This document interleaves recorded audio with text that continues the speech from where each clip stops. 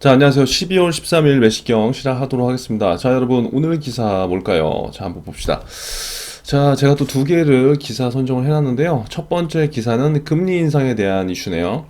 자, 여러분들 이제 매시경 보시면서요, 제가 이제 정리를 지금 나중에 한번 해드릴 거예요. 이 내용이 너무 많아서 이게 저희 카페에다가 제가 이달 가기 전에 여기 탭에 매시경 지금 은행별로 있는 거하고, 그 다음에 작년 상반기, 뭐 올해 상하반기 정리해서 여기에 일단 넣어놓을 테니까 그 유튜브에서 보기 어려우신 분들은 여기에서 저희 카페에서 이제 이달 안에 제가 할 테니까 그거 잘 활용하셔서 시간을 좀 효율적으로 쓰시면 좀 좋을 것 같아요.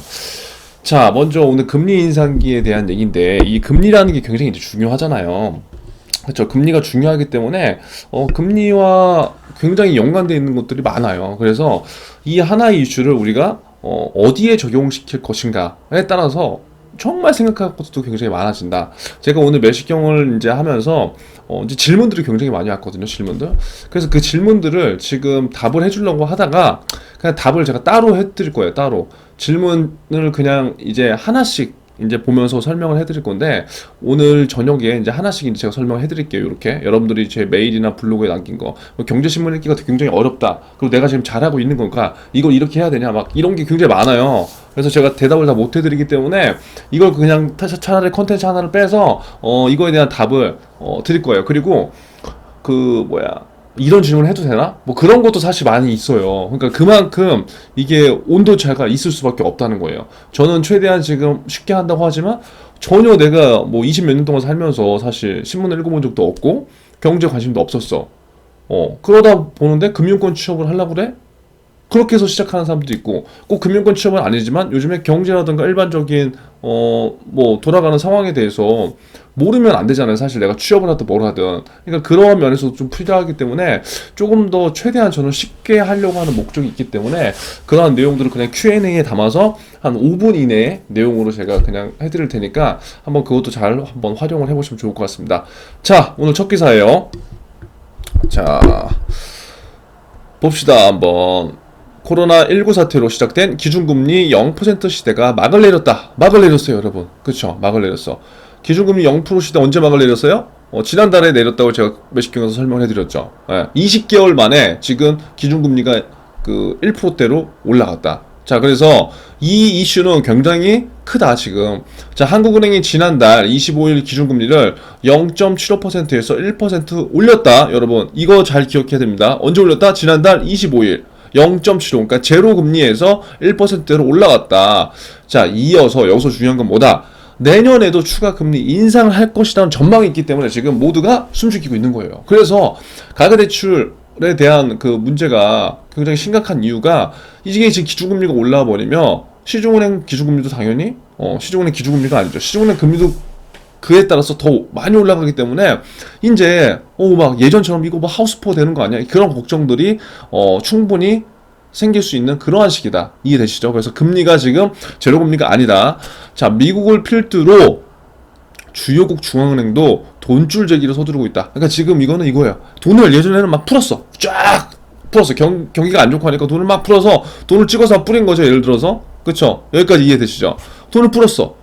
그러다 보니까 이제 미국 경제도 괜찮고 뭐 그 돈을 풀다 보면 어떻게 돼요? 화폐 가치가 떨어지잖아요, 당연히. 그러다 보니까 뭐예요? 또 지금 경제의 흐름 자체가 금리 자체가 저금리 기조였다는 거는 여지껏 이제 명백했잖아요. 그래서 사람들이 저금리이기 때문에 이자가 싸니까 돈을 빌려서 어떻게 투자를 해서 나는 수익을 먹어.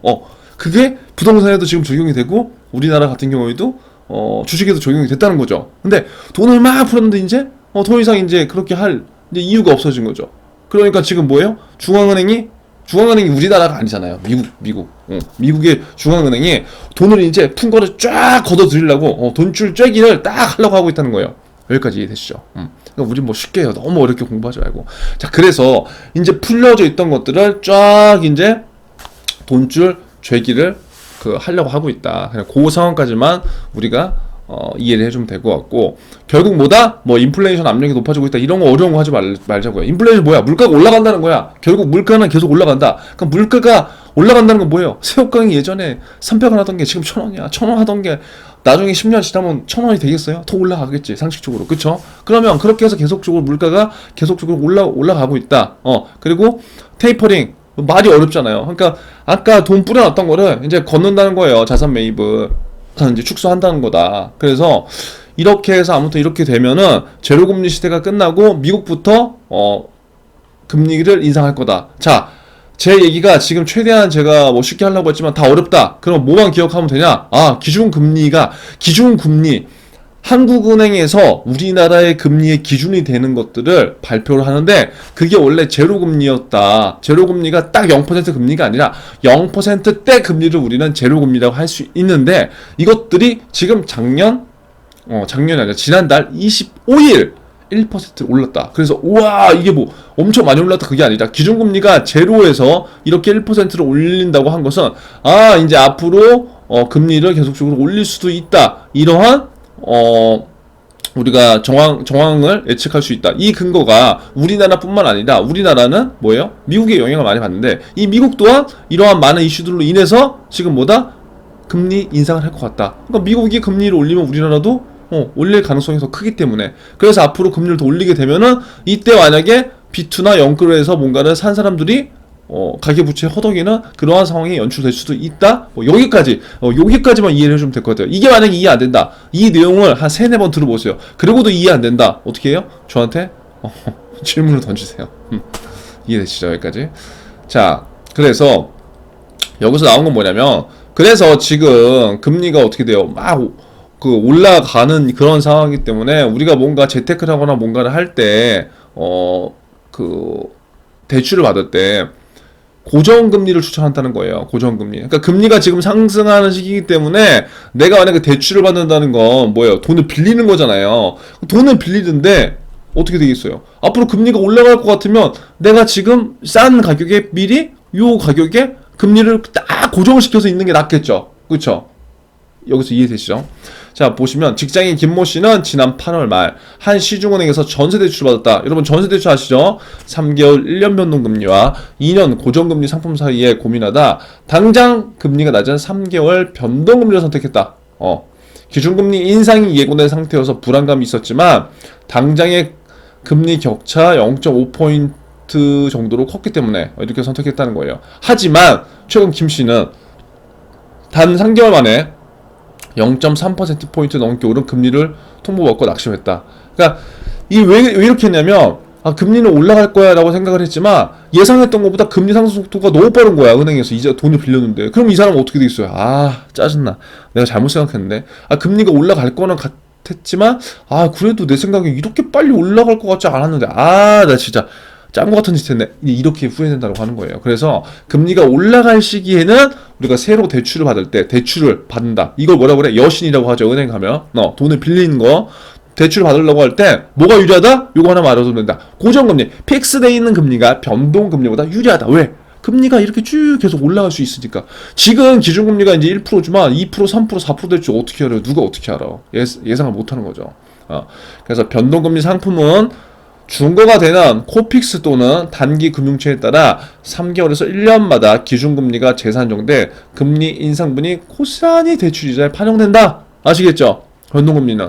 반면에 고정금리는 뭐예요? 기준금리의 변동이 있다 없다? 없다. 그래서 추가적인 금리 인상의 영향을 줄일 수 있다. 그래서 지금 시기에 만약에 대출을 받는다라고 한다면 뭐가 조금만 더 유리할 수 있다? 이거 케이스 바이 케이스지만 고정금리.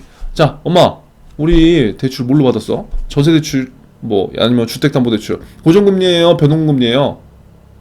지금 우리 변동금리를 받았지. 엄마 아니야 내가 오늘 신문을 봤는데 우리 고정금리를 한번 보는 게 나을 것 같아. 한번 상담을 한번 해보러 한번 가요. 여러분 한번 이렇게 해보세요. 이게 공부예요. 이게 공부. 가장 내가 적용을 할 수 있는 건 여러분들이 지금 오늘 제가 이제 이따가 매식경에서도 설명을 해드리겠지만 적용이 안 된대. 제가 막 설명을 해주고 우리 지금 매식경 학생들도 제가 이제 같이 해보면 이거 쌤 적용이 안 돼요. 저는 생각하는 게 진짜 부족한가 봐요. 제가 이따 저녁 때 말씀해드리겠지만 그게 아니야. 방법을 잘못 알고 있는 거예요 지금. 누구나가 저도 예전에 그랬거든요. 당연하요. 그거는 지금 시기에 그런 건 너무나 당연하다. 그래서 그 얘기는 제가 나중에 다음 영상에서 하기로 하고요. 일단 내가 적용을 시킬 수 있는 부분이 뭔지를 찾아보는 거. 그거를 한번 여러분들이 같이 연계가 되는 공부를 해보면 좋을 것 같아요. 그래야지 고정금리가 몇 프로, 변동금리가 몇 프로인지 알죠. 사실 우리가 고정금리, 변동금리 중요한가요? 수준이 중요하지. 그러다 보니까 이게 지금 감이 없잖아요. 연 3.8%면 내가 만약에 5천만 원, 1억 원을 빌리면 이자 얼마 갚아야 돼? 이런 것쯤은 한 번쯤 우리가 계산기를 두들겨 보는 게 좋지 않겠나요, 여러분? 저는 그렇거든요. 자, 대출을 갈아탈 땐 가산금리 수수료를 확인하다. 이미 변동금리 대출을 보유하고 있는 차주라면 고정금리로 갈아타기 전에 확인해야 될 상황이 있다. 그거 뭐다? 아까 제가 여러분의 부모님이 만약에 대출을 갖고 있는 상황이라면 이걸 확인하는 거예요. 첫 번째, 가산금리 구조. 기준금리 플러스 가산금리 마이너스 우대금리. 이거를 여러분 외우라는 게 아닙니다, 지금. 제가 말씀드린 거. 우리가 어떠한 지금 시험을 보는 게 아니잖아요. 그쵸? 이런 거 외우는 게 아니라고요. 그러니까 이거 구조만 이해하면 된다고요. 구조. 이거를 외우는 친구들 있다고요. 외우는 거 아니에요, 이런 거. 대출금리 가운데 가산금리는 뭐다? 변동, 고정형 여부와 관계없이 대출 만기까지 변하지 않는 금리다. 가산금리는. 따라서 과거 처음 대출 일으킬 당시 책정된 가산금리가 처음에, 그러니까 우리가 대출 일으켰을 때 그 책정된 가산금리가 있잖아요. 그 금리가 대출을 갈아타려고 하는 시점, 지금의 가산금리보다 현저하게 낮으면 기준금리 인상 가능성을 고려해도 갈아타지 않는 게 나올 수가 있다는 거예요. 그러니까 내가 처음에 그 뭔가를 했어. 근데 그때 낮게 했어. 그러면 지금 굳이 안 해도 된다는 거죠. 그러니까 이런 것들을 따져봐야 된다고요. 누구 걸 따져봐요? 여러분 걸 따져봐요. 여러분 거. 여러분들의 가족분들 거. 두 번째, 중도 상환 수수료도 변수다. 전세대출은 기간에 따라 상환 금액이 최대 0.7에서 0.9%, 주택담보대출은 3년을 지나지 않았다면 최대 이것도 돼야 돼. 그러니까 대출을 받을 때 여기서도 우리가 알 수 있는 건 뭐다? 대출을 받으면 그냥 끝이 아니구나. 중도에 내가 만약에 여유가 생겨서 돈을 내게 돼. 중도에 내가 1억을 빌렸는데, 이거 만기가 3년인데, 1년 있다가, 저 갚을게요 라고 하면은, 은행에서 고맙습니다 라고 끝이 아니라, 야, 너 3년 약정 있잖아. 그럼 3년 써줘야지. 너 왜 애가 센스가 없냐. 참. 너 나머지 2년치에 대한 거, 뭐 중도에 네가 낸 거니까 미리 3년보다 2년을 더 땡긴 거니까, 우리가 그렇게 되면은 수익을 잘 많이 못 받잖아, 이자 수익을. 그럼 너 그거에 대한 수수료를 좀 내야지. 내 1.2%. 이런 개념이에요. 이해되시죠? 이런 게 뭐다? 은행의 예대 마진 중에 하나다. 갈아타는 금리와의 격차가 수수료보다 낮다면 배보다 배꼽이 커질 수 있다. 그래서 요거 확인해봐라. 자, 보세요. 이 지금 여지까지 위에 걸 얘기한 건 뭐다? 여신. 우리가 대출을 받을 때. 근데 지금 얘기하는 건 뭐다? 수신. 우리가 돈을 넣어서 흔히 얘기하는 재테크를 할 때. 그러니까 보세요. 금리가 인상이 된다는 걸 갖고도 지금 우리가 두 가지를 볼 수 있잖아요. 하나는 수신 측면, 하나는 여신 측면. 그쵸? 이해되시죠? 그러니까 이렇게 나눠봐야 돼. 그리고 생각을 또 쪼개보면 여기에서 뭐다? 수신과 여신이 있지만 은행 입장, 금융기관 입장과 고객 입장으로 또 나눠보면 또 내 생각이 확장이 된다. 그러니까 이러한 연습들을 지금부터 우리는 해보는 게 좋다 나쁘다? 당연히 좋다. 당연히. 근데 그게 지금 이거를 내가 막 펜대를 굴리고 내가 이걸 나 공부할 거야 라고 생각을 한다고 해서 난다 안 난다? 안 난다. 이거는 해보는 게 중요하다. 해보는 게. 자, 예적금 상품은 보통 가입 기간이 길수록 금리가 높다. 어떻게 돼요? 예금 1년짜리는 만기가 1년짜리면 금리가 1.1%, 만기가 2년이면 1.7%, 3년이면 2.2% 막 이렇게 된다. 만기가 길수록 금리가 높다. 하지만 지금처럼 금리가 빠른 속도로 오를 것이라고 예상될 때 가입 기간을 길게 한다, 짧게 한다? 짧게 하고 만기가 되면 더 오른 금리로 다시 예치하는 게 유리하다. 그래서 우리가 통상적으로 하는 게 뭐다? 6개월, 1년 단위로 재예치를 한다. 그리고 조금 더 이자 욕심이 있다면 무조건 1금융권을 가는 것보다 어디를 가는 게 낫다? 2금융권에 가는 게 낫다. 저축은행들. 여기 바로 나오네요. 통상 이 은행보다 이자를 많이 주는 저축은행도 고려한다. 이거예요. 이런 게 재테크의 꿀팁이 되는 거예요, 여러분들.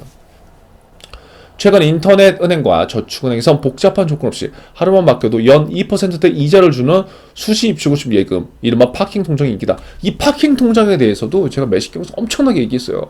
이 파킹 통장에 지금 뭐 자금들이 들어왔다 나왔다 하는 것들도 많고, 은행들도 영업 이슈가 있어서 이러한 것들이 자금을 유치해야 되는 그런 것들도 있거든요. 그러니까 무조건 적으로 이런 게 좋다 나쁘다가 아니라 이 시장의 그 흐름들이라는 게 있어요. 그런 것들을 내가 조금 더 알면 내가 금융권 취업이 아니더라도 내가 내 돈을 맡기는데 조금은 금융기관에 유리하게 맡길 수 있다. 이해되시죠? 그렇기 때문에 경제신문이 있는 거예요. 그렇기 때문에.